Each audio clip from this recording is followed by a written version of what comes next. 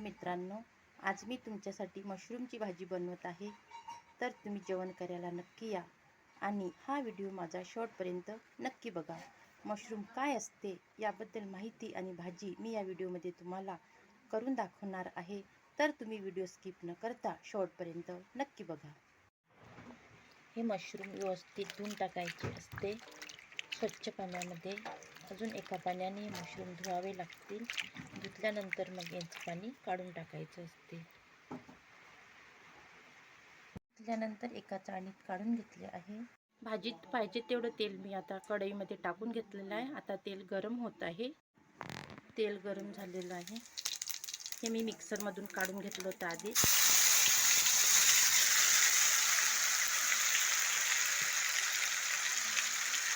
मसाला, लसूण, जिरे, कांदा, धने पावडर आहेच ऑलरेडी आणि मसाला पण बारीक करून आहे.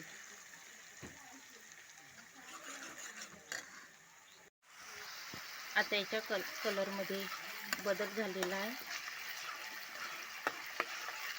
मसाला शिजत आहे याच्यामध्ये तेलामध्ये.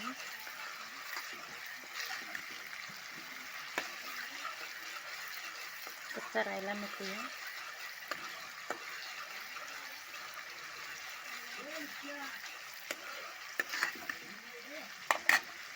हे टमाटर टाकते मी यामध्ये. याला शिजू देते थोडा वेळपर्यंत.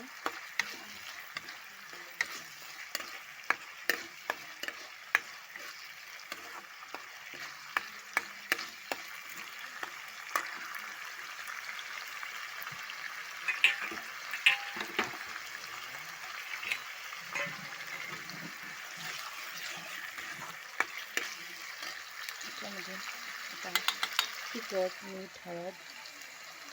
तिखट टाकते 1 चम्मच. आपल्याला जशी भाजी पाहिजे तसं, म्हणजे खूप तिखटही व्हायला नको. आणि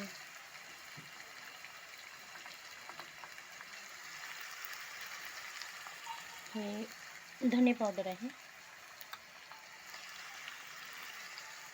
हे मसाला आहे तो मटणच्या भाजीमध्ये टाकते. तो मसाला थोडासाच टाकतो, जास्त नाही टाकत.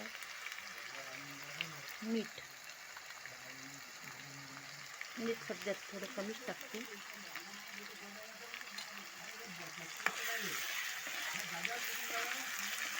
भाज्याला चांगलं शिजू देतो मस्त.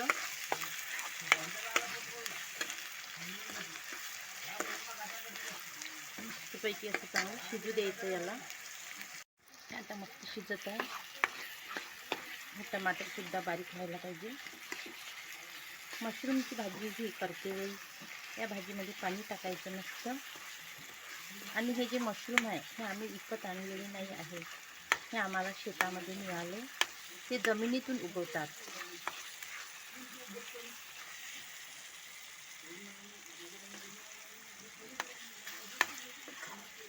छान अशी फ्लेम तयार झालेली आहे.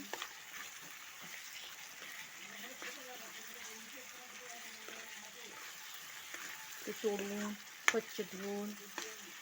हे जे मशरूम असतात ते नेहमी मिळत नाही, कारण जेव्हा पाऊस असतो तेव्हा मिळतात ते मशरूम. खेडेगावामध्ये मिळतात ते. ज्या जागी पडीत जमीन असते त्या जागी असतात ते मशरूम.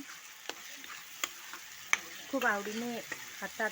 म्हणजे आवडीची वस्तू आहे ती लोकांची, पण सर्वांचीच असते आवडीची वस्तू. आता याच्यामध्ये मी हे टाकते. मस्त दिसत आहे ना.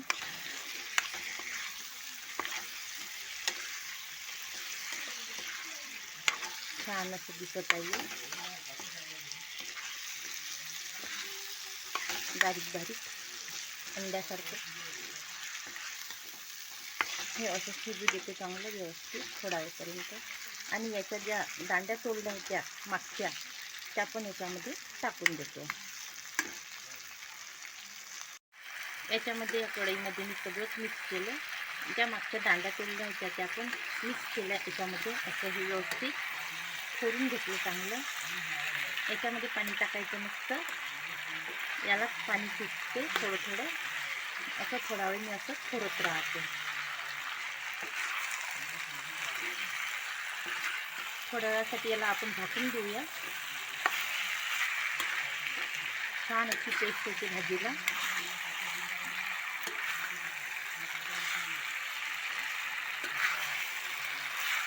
जो तो मसाला राहतो कलमीचा वगैरे, कान मसाला वगैरे राहतो ना, तो नाही टाकला मी जास्त.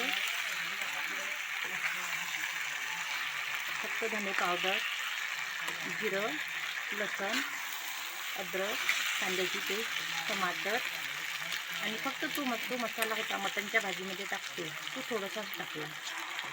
याला थोड्या वेळासाठी झाकून ठेवतो, तोपर्यंत हे शिजते व्यवस्थित.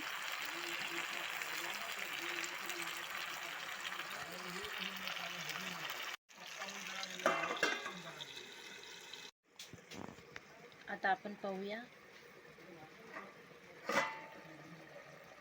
हात पण जळत.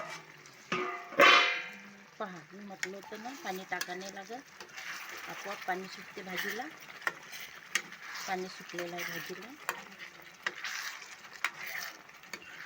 काहीच पाणी नाही टाकलं, एक थेंब सुद्धा पाणी टाकलं नाही या भाजीमध्ये. यालाच पाणी सुटलेलं आहे. अजून थोडा वेळ शिजू द्यायचं याला.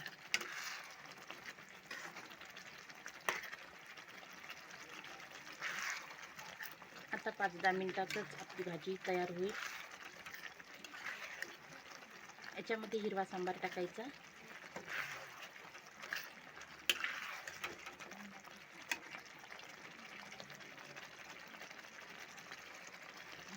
खाली म्हणजे मी झाकून ठेवलं, त्यामुळे असं खाली थोडंसं दिसते. हे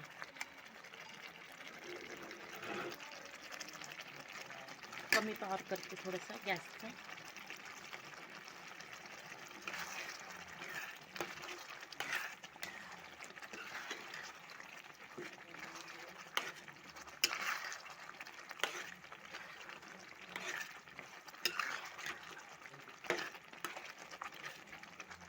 एकदम फुरत नाही भाजीला. ही शिजायची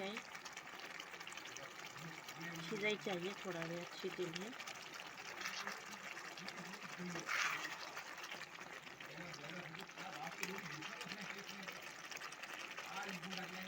थोडा वेळ अजून झाकून ठेवते मी याला, मग बघूयात आपण.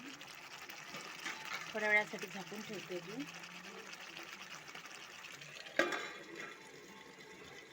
आता आपण हे काढून बघूया. बाजूला छान भाजी शिजली आता मस्तपैकी.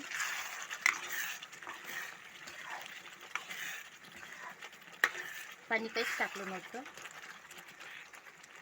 शिजून तयार झाली आता भाजी.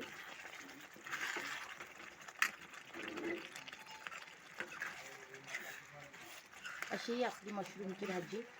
हे मशरूम थोडे लहान होते, काही मशरूम खूप मोठे मोठे असतात.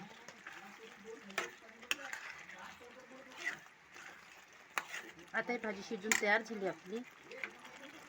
पाहिजे का तुला? छान बरी प्लेट. शिजून तयार झालेली आहे ही भाजी आता छान असं.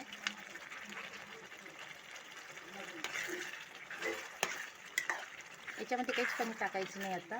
याच्यामध्ये फक्त हिरवा सांबार टाकायचा. तर आता हा सांबार जो आहे हिरवा कोथिंबीर, तो उपलब्ध नाही आहे, कारण आज सोमवार दिवस आहे आणि खेडेगावामध्ये तसं वेळेवर काही मिळत नाही. तर तुम्हाला ही भाजी कशी वाटली, ही रेसिपी तुम्हाला कशी वाटली, मला कमेंटमध्ये नक्की सांगा. आणि माझ्या चॅनलला सबस्क्राईब नसेल केलं तर सबस्क्राईब करायला विसरू नका. आणि व्हिडिओला लाईक पण करा. आणि कमेंटमध्ये जय श्रीराम असे लिहा.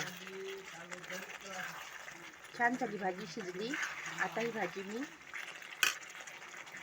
अशीच उतरवून ठेवून देते झाकून. पोळ्या झाल्यानंतर मग सगळेजण जेवायला बसतील. तोपर्यंत बाय बाय, धन्यवाद.